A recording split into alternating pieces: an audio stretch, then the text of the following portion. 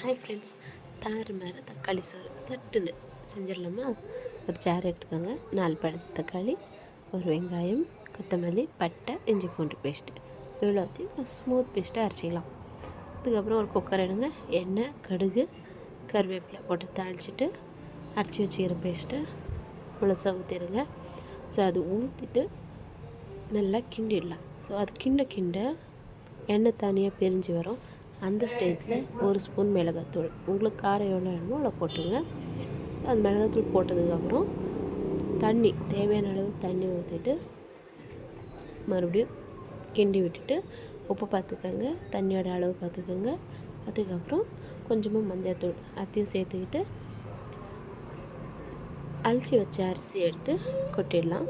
So அரிசி போட்டதுக்கப்புறம் cooker மறுபடியும் ஒரு தடவை கிண்டி விட்டுட்டு குக்கரை மூடிடுங்க.